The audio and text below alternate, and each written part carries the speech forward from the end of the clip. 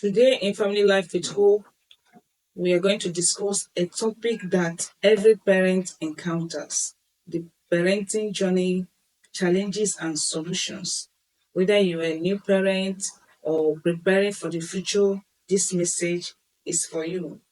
Parenting is one of the most rewarding yet demanding roles we ever take on. It's a journey filled with joy, laughter, tears, and moments of uncertainty. But here is the good news: we are not alone. God has given us wisdom through His word to guide us every step of the way. Psalm 127, verse 3 says, "Children are a heritage from the Lord, offspring a reward from Him." Children are a blessing, and with that blessing comes the responsibility to lead, guide, and model the values we want them to carry. Today, we'll explore 6 common parenting challenges and practical faith based solutions to help us navigate the journey with confidence and clarity. Challenge number 1: managing time and balancing responsibilities.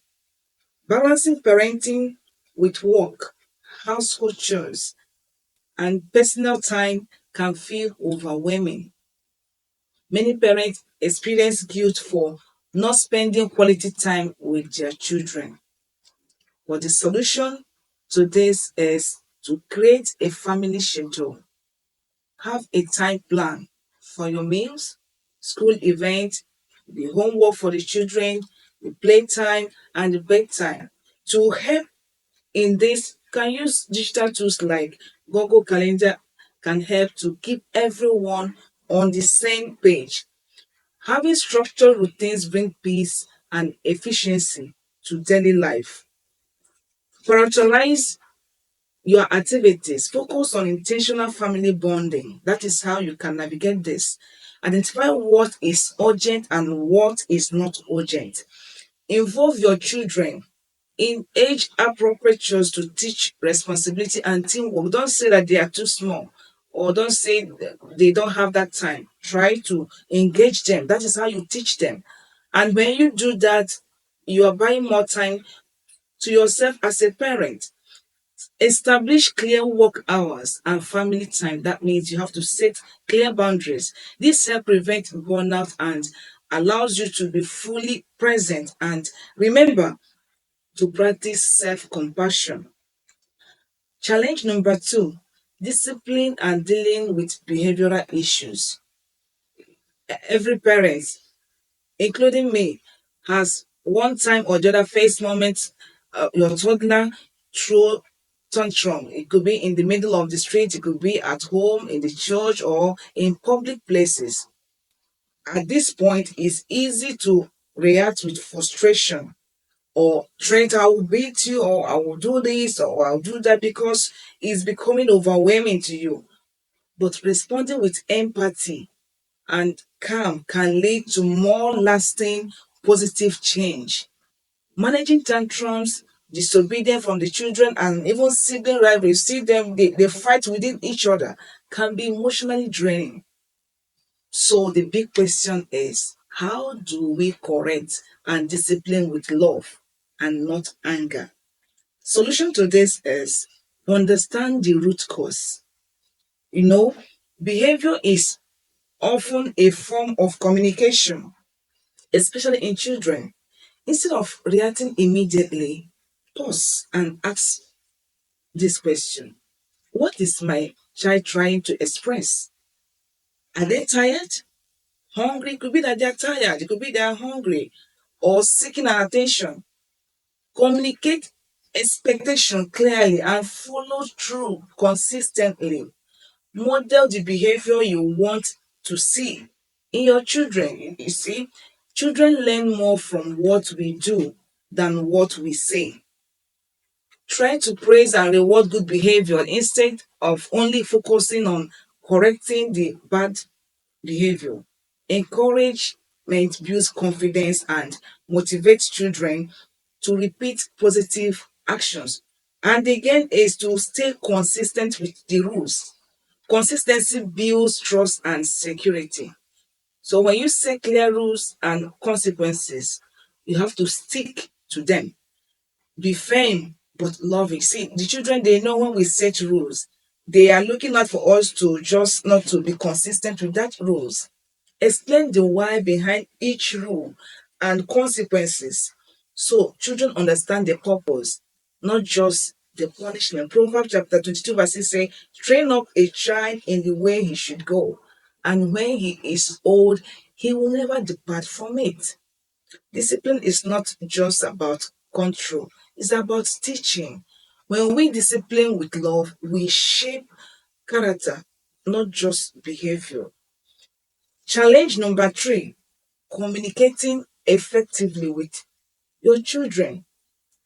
Children at different developmental stages require different communication styles. Parents, we need to understand this. What works for a toddler may not work for a teenage, and in that order, respectively. So, solution to communicating effectively with our children is to practice active listening. Give your full attention when your child speaks.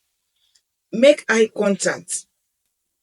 Nod, it can be nodding of your head, and respond thoughtfully. Encourage them to express their thoughts and feelings freely. The question to help you here is, how do you validate their feelings? You try to listen without interrupting them. Acknowledge their emotions. It could be that your child is trying to express himself or herself, telling you something. You can validate his feeling by saying, yes, I see that you're upset. By nodding your head, by trying to show him, make him understand that you are listening to them. Then empathize by putting yourself in their shoe. Try to put yourself in their shoe to understand how they are feeling. Then offer calm reassurance rather than immediate solutions. And above all, encourage dialogue, not just command. Because instead of just command, some children when it's only just command, they just tune off. It's not that you will not uh, exert your authority, but instead of always giving instructions, invite conversation. Ask open-ended questions like, how did that make you feel? Or what do you think we should do? Then you see them, they come up and begin to talk. Try to open that door of communication with your children. This will help your communication with them. Then use age appropriate language. You see, break down complex ideas for younger children using simple words and relatable examples. Get down to their eye level when speaking to them. It helps them feel seen and heard. Model good communication. See, children learn from example. They learn by what we do, what they see us do. Speak respectfully, clearly, and calmly, even during disagreement. See, children, they see what we do. When you are communicating to them in a disrespectful manner, you over time you see that child also following that pattern. Your tone, your body language, and words are all teach them how to communicate effectively. So try to model good communication. Now let's look at challenge number 4, navigating digital and social media influence. In today's digital age, we know that managing screen time and online exposure is one of the biggest challenge parents have. With easy access to smartphones, tablets, iPhone, computers, and TVs, name them. It's becoming increasingly difficult, no doubt about it. We all parents, we know, to monitor what children are watching and engaging with. Excessive screen time and unfiltered online content can affect a child's development, behavior, and safety. When they engage in watching different things that are not being filtered, that you don't monitor, then it begins to affect their behavior. It becomes a serious challenge. Now, what is the solution to this? Set clear guidelines. Very important. Establish family rules around screen time, including when, where, and how long devices can be used. Have open conversations about online safety, privacy, and respectfully digital behavior. When you communicate this to them, ensure that they understand what you're saying. Monitor the content. Use parental controls if possible and privacy setting to filter age appropriate content.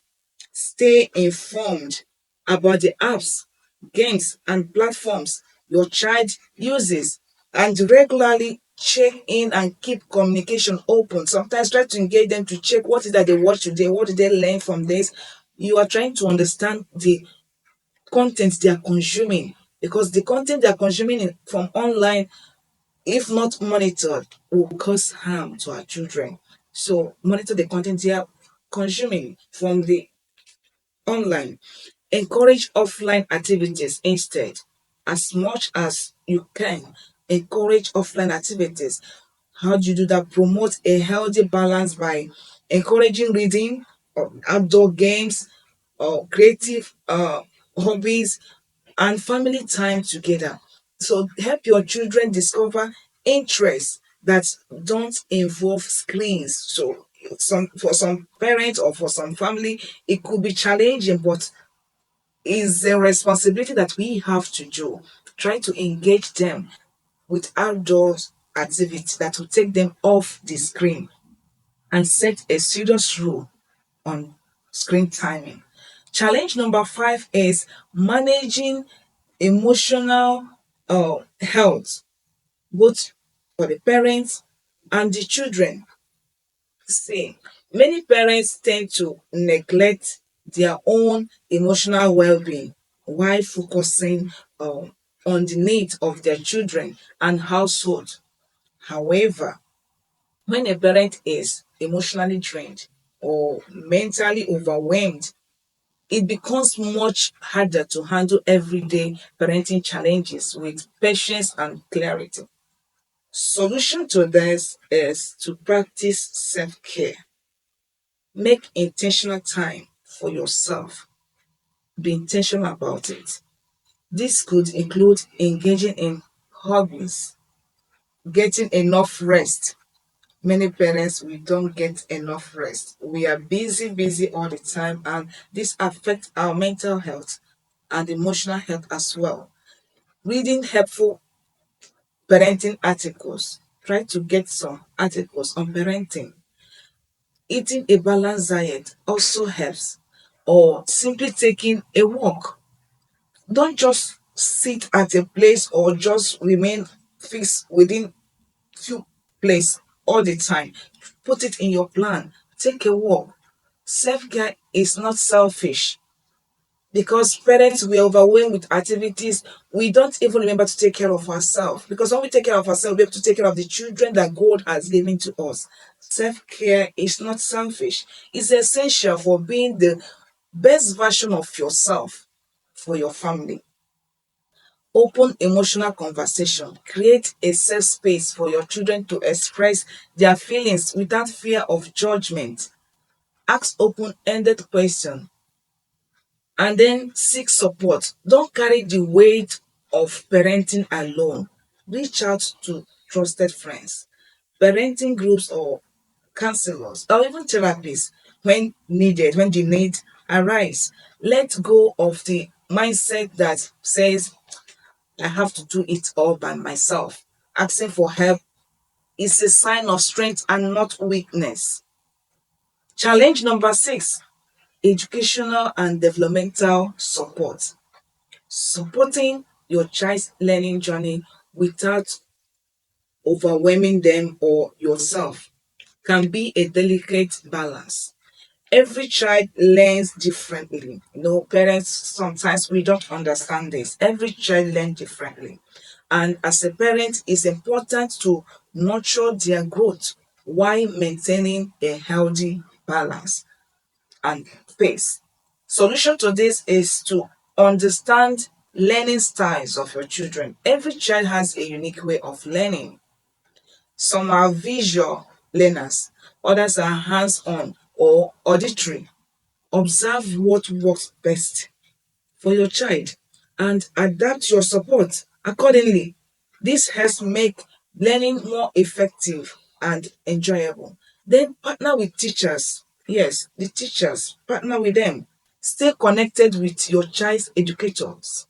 Regular communication helps you stay informed about their academic progress. Then strengths and areas that may need extra attention. Don't hesitate to ask questions where necessary or request for resources.